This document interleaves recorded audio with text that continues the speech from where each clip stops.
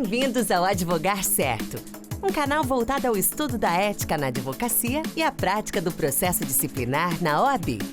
Não deixe de se inscrever, curtir e deixar sua dúvida ou comentário. Com vocês agora, Gustavo Tuller.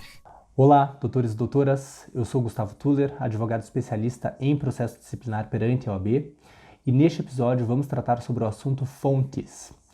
No episódio passado falávamos que o processo disciplinar ele é um processo administrativo, mas não um processo administrativo como os outros, ele possui o seu regramento próprio, como tudo na OAB.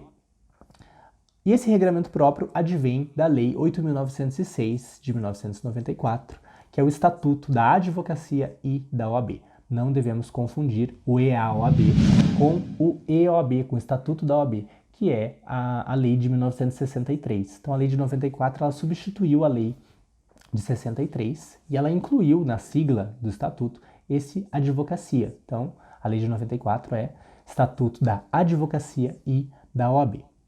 E o Estatuto, ele esgota a matéria do processo disciplinar? Ele regulamenta todas as possibilidades do processo disciplinar? Não. O Estatuto, ele conta com uma série de diplomas que são adjacentes a ele. Ok? Então, nós temos o regulamento geral desse Estatuto, nós temos o Código de Ética e Disciplina da OAB, nós temos os provimentos do Conselho Federal da OAB, nós temos, num nível inferior, os regimentos internos das seccionais, nós temos as resoluções dos tribunais de ética e disciplina, lógico que elas não podem confrontar, né, a lei federal, mas podem sim auxiliar a integrar, né, a norma, ok? E quando todos esses diplomas eles são omissos em relação a alguma matéria, aí nós temos ainda a aplicação subsidiária do Código de Processo Penal ao processo disciplinar. Isso está previsto no artigo 68 do Estatuto com a seguinte redação: salvo disposição em contrário, aplicam-se subsidiariamente ao processo disciplinar as regras da legislação processual penal comum e aos demais processos, reticências. Os demais processos não são objeto deste vídeo, ok? Nós tratamos aqui sobre processo disciplinar. Então, o que nós temos em processo disciplinar? Aplicação subsidiária de Código de Processo Penal. Primeira coisa, Código de Processo Penal não é Código de Processo Civil, ok? Nós não aplicamos de forma subsidiária ao processo disciplinar CPC. É muito comum, né, a gente se deparar com algumas situações, alguns instintos do tipo, vamos contar o prazo a partir da juntada do AR ao processo. Isso é matéria de CPC, isso não se aplica ao processo disciplinar, ok? A forma de contagem dos prazos, né, ela possui regulamento próprio, tá certo? Isso está inclusive no artigo 139 do Regulamento Geral do Estatuto da Advocacia e da OAB. Muito bem. Uma observação que a gente precisa fazer também. A aplicação ela é subsidiária do CPP. O que significa esse subsidiária? Significa que depois que você esgotou as tentativas com a legislação primária, aí é que você vai para a aplicação subsidiária. Depois que você já não encontrou o regulamento que você precisava na legislação primária. É dizer, se a regulamentação, se a lei primária, ela traz a regulamentação daquele assunto, ela esgota aquele tema, você não fala em aplicação subsidiária. Só fala em aplicação subsidiária quando aquela lei primária ela é omissa, ela é lacunosa. Aí você vai para a aplicação subsidiária. Ok? Vamos para um exemplo disso.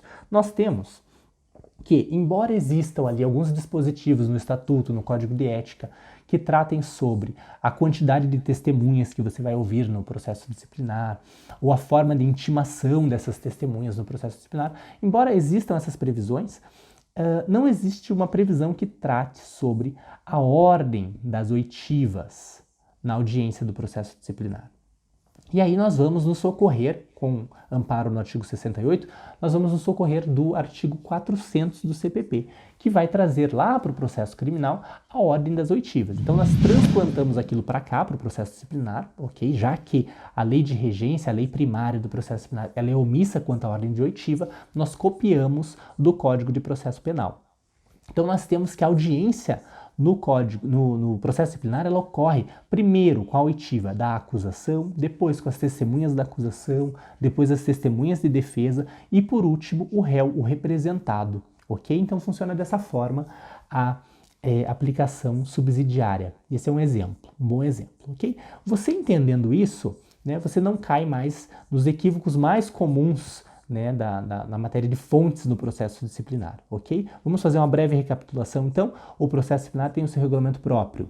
O regulamento do processo disciplinar se dá primordialmente pela Lei 8.906 de 1994. Ela não atua sozinha, ela tem legislações adjacentes a ela. A exemplo do Regulamento Geral do Estatuto, do Código de Ética e Disciplina, dos provimentos do Conselho Federal, no nível inferior, do regimento interno das seccionais, das resoluções dos tribunais de ética e disciplina. Se isso tudo for omisso ainda, se você não encontrar o regulamento que você precisa para o processo disciplinar nessas legislações, você se socorre da aplicação subsidiária do Código de Processo Penal. E isso tem fundamento no artigo 68 do Estatuto. Código de Processo Penal e ponto. Não existe aplicação de Código de Processo Civil. Essa aplicação do CPP, ela é subsidiária. Significa o quê? Significa que você precisa esgotar as tentativas com a lei primária.